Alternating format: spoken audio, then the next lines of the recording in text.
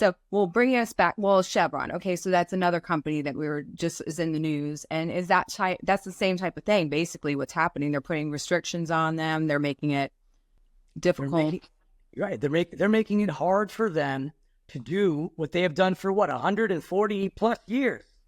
And that's the thing that a lot of politicians and regulators don't understand is that, let me take one step back, Melissa.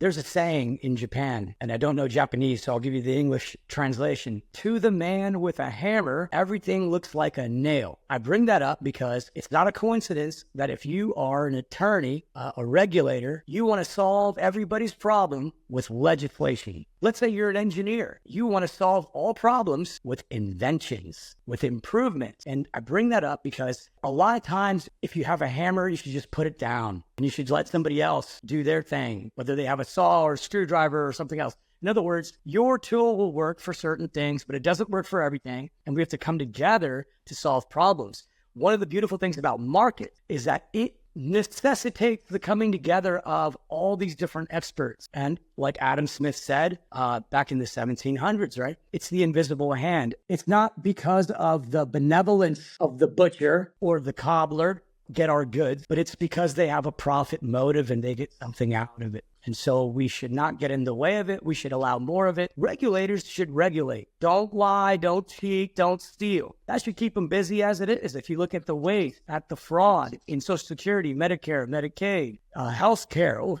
Oh my goodness. And school systems.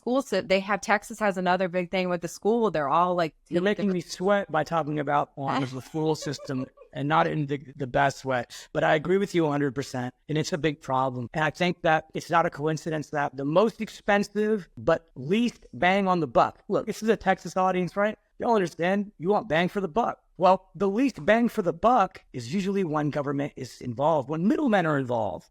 They tend to be government, but you could just say middlemen or whatever. But when you put too many people between the producer and the consumer, the more people that are in between, the more costs go up, the more quality goes down. Just look at healthcare. It's definitely becoming a problem. And I know that they're saying that this was kind of also all of this type of things they're saying is kind of like showing us that there's like a rightward shift. Do you agree with that right now? I agree with it in two senses. I think that it's rightward in terms of it's not wrongward, but I also agree in a political sense that yes, because what's happened in my not so humble opinion, I'll admit, is that what used to be a party that claimed to be liberal and wanted people to play on a level playing field have now become totalitarian and want everybody to have the same score at the end. That's not liberalism. It not only saddens me, but it scares me. And it's not a coincidence. This is exactly why we're talking about this. There are boardroom meetings that happened before Chevron decided to move. There were internal meetings before Joe Rogan did after COVID. There were a lot of get-togethers, powwows, meetings, conversations, and many of them probably very stressful before these companies decided that, you know what, we got to uproot.